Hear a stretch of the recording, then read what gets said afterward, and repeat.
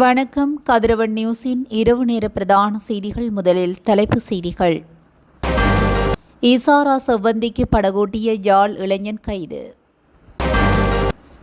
இரு முன்னாள் அரசு அதிகாரிகள் அதிரடியாக கைது. அம்பலமான மோசடி. கிளீன் ஸ்ரீலங்கா திட்டத்தின் அதிரடி நடவடிக்கை. 76 இராணுவ வாகனங்களுக்கு ஏற்பட்டுள்ள நிலை.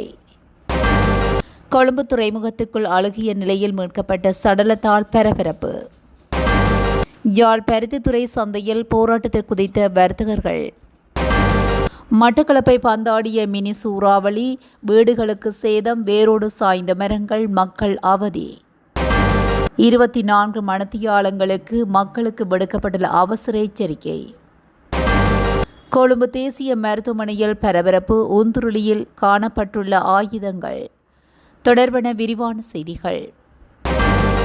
இசாரா செவ்வந்தி இந்தியாவுக்கு தப்பி செல்வதற்கு பயன்படுத்தப்பட்ட படகை செலுத்திய யாழ்ப்பாணத்தை சேர்ந்த 26 வயதான இளைஞன் கைது செய்யப்பட்டுள்ளார். கைது செய்யப்பட்ட இளைஞனை கொழும்புக்கு அழைத்து வர நடவடிக்கை எடுக்கப்பட்டுள்ளது. அத்துடன் படகின் உதவியாளராக செயல்பட்ட மற்றொருவரை தேடி விசாரணைகள் முன்னெடுக்கப்பட்டு வருகின்றன. இந்த நிலையில் கனிமுள்ள சஞ்சீவ கொலை செய்யப்பட்டதன் பின்னர் இசாரா செவ்வந்தி நாட்டில் தலைமறைவாக இருக்க உதவியமை தொடர்பில் இதுவரையிலும் 10க்கும் மேற்பட்ட சந்தேக நபர்களை கொழும்பு குற்றத்தடுப்பு பிரிவினர் கைது செய்துள்ளனர். மேலும் கைதானவர்களில் சிலர் தடுப்பு காவல் உத்தரவுக்கு அமைய தடுத்து வைத்து விசாரணைக்கு உட்படுத்தப்பட்டுள்ளமை குறிப்பிடத்தக்கது. அரச வேலை பெற்றுத் தருவதாக கூறி லஞ்சம் பெற்ற குற்றச்சாட்டுகள் தொடர்பில் 2 சந்தேக நபர்களை லஞ்ச ஊழல் ஆணைக்குழு இன்று கைது செய்துள்ளது. கடத்தொழில் மற்றும் நேரியல் வளங்கள் திணைக்களத்தின் முன்னாள் அதிகாரி ஒருவரும் வீடமைப்பு மற்றும் நிர்மாணிப்பு திணைக்களத்தின் முன்னாள் பிரதி அமைச்சரின் பணியாளருமே இவ்வாறு கைது செய்யப்பட்டுள்ளதாக தெரிவிக்கப்படுகிறது. சந்தேக நபர்கள் இருவரும் துறைமுக அதிகார சபையில் அரசாங்க உத்தியோகம் பெற்றுத் தருவதாக கூறி நபரொருவரிடம் 2,50,000 ரூபாய் பணத்தினை லஞ்சமாக கோரிய நிலையில் வேலை கிடைத்த பின்னர் மீண்டும் 2,45,000 ரூபாய் பணத்தை லஞ்சமாக கோரியுள்ளதாக விசாரணைகளை தெரிய வந்துள்ளது. கைது செய்யப்பட்ட சந்தேக நபர்கள் கொழும்பு பிரதான நீதவான் நீதிமன்றத்தில் ஆஜர்படுத்தப்பட உள்ளமை குறிப்பிடத்தக்கது. இலங்கை இராணுவம் முன்னர் பயன்படுத்த முடியாத 76 வாகனங்களை மறுசீரமைத்து அவற்றை அதன் செயல்பாட்டு வாகன குழுவில் மீண்டும் இணைத்துள்ளது.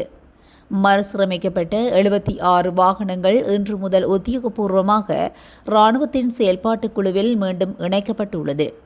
இது அரசாங்கத்துக்கு மாதத்துக்கு கிட்டத்தட்ட 10 மில்லியன் வாடகை செலவை மிச்சப்படுத்தும் என்று எதிர்பார்க்கப்படுகின்றது.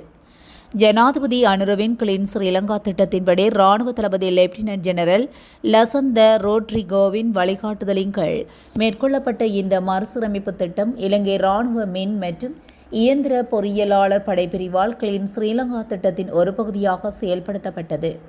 இராணுவ வட்டாரங்களின்படி இந்த முயற்சி வாடகை வாகனங்களை நம்பியிருப்பதை குறைப்பது மட்டுமல்லாமல் புதிய வாகனங்களை இறக்குமதி செய்வதற்கு செலவிடப்படும் அந்நிய செலாவணியை சேமிக்கவும் உதவும் என தெரிவிக்கப்பட்டுள்ளது.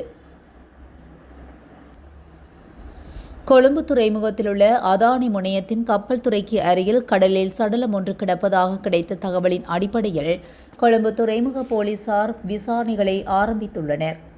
உயிரிழந்தவரின் அடையாளம் இதுவரை உறுதிப்படுத்தப்படவில்லை. உயிரிழந்தவர் சுமார் 5 அடி உயரம் கொண்டவர் என தெரிவிக்கப்பட்டுள்ளது. கடலில் அழுகிய நிலையில் அடையாளம் காணப்பட முடியாத நிலையில் சடலம் இருப்பதாகவும் அவர் நீல நிற ஜீன்ஸ் காட்சட்டை அணிந்திருந்ததாகவும் போலீசார் தெரிவித்தனர். நீதவான் விசாரணையின் பின்னர் சடலம் கொழும்பு தேசிய வைத்தியசாலையில் பிரேத அறையில் வைக்கப்பட்டுள்ளது. யாழ்ப்பாணம் வடமராட்சி பருத்தித்துறை மரக்கறி சந்தையை முன்னர் இயக்கிய இடத்துக்கு மாற்றுமாறு கோரி பருத்தித்துறை வர்த்தக சமூகத்தினர் இணைந்து கவனஈர்ப்பு பேரணி ஒன்றை ஆரம்பித்துள்ளனர். பருத்தித்துறை நகரிலிருந்து அனைத்து வர்த்தக நிலையங்களும் மூடப்பட்டு குறித்த பேரணி இடம்பெற்றிருக்கின்றது. இதில் 200 வரையான வர்த்தகர்கள் இணைந்திருக்கின்றனர். மேலும் பருத்தித்துறை நவீன சந்தை பகுதியிலிருந்து ஆரம்பித்த பேரணி நகரசபை வரை சென்றடைய உள்ளதாக தெரிவிக்கப்பட்டுள்ளது. மட்டக்களப்பு ஆரியம்பதி பகுதியில் இன்று வீசிய மினி சூறாவளியினால் மரங்கள் முறிந்து வீழ்ந்து உள்ளதுடன் வீடுகள் முற்றாக சேதமடைந்துள்ளன. இதனால் பல இடங்களில் மின்சாரம் தடைப்பட்டுள்ளதனால் மக்கள் பெரும் அவதிக்குள்ளாகியுள்ளனர். பருவமழை ஆரம்பமாகியுள்ள நிலையில் மட்டக்களப்பு மாவட்டத்தில் திடீரென வீசிய மினி சூறாவளியினால் தற்போது மழையுடனான வானிலை நிலவி வருகின்றது.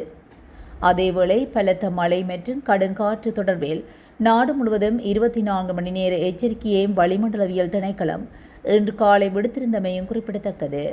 மேலும் காங்கேசன்துறையிலிருந்து திருகோணமலை வழியாக மட்டக்களப்பு வரையான கரையோரத்துக்கு அப்பாலுள்ள ஆழமற்ற கடற்பகுதிகளிலும் மீன்பிடி மற்றும் கடற்படை நடவடிக்கைகளில் ஈடுபடுவோர் அவதானமாக இருக்குமாறும் அறிவுறுத்தப்பட்டுள்ளனர்.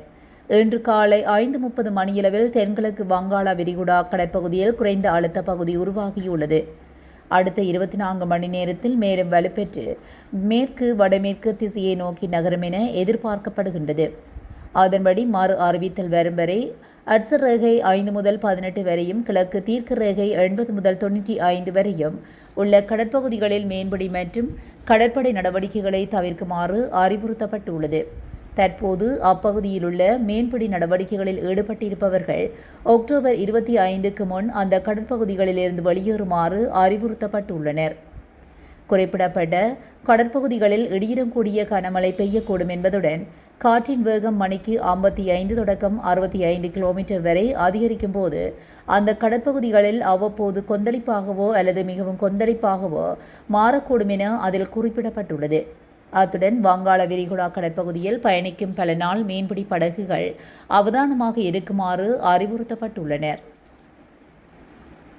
கொழும்பு தேசிய மருத்துவமனையில் நிறுத்தி வைக்கப்பட்டிருந்த ஒந்துருளியிலிருந்து ஆயுதங்கள் பறிமுதல் செய்யப்பட்டுள்ள சம்பவம் பரபரப்பை ஏற்படுத்தியுள்ளது.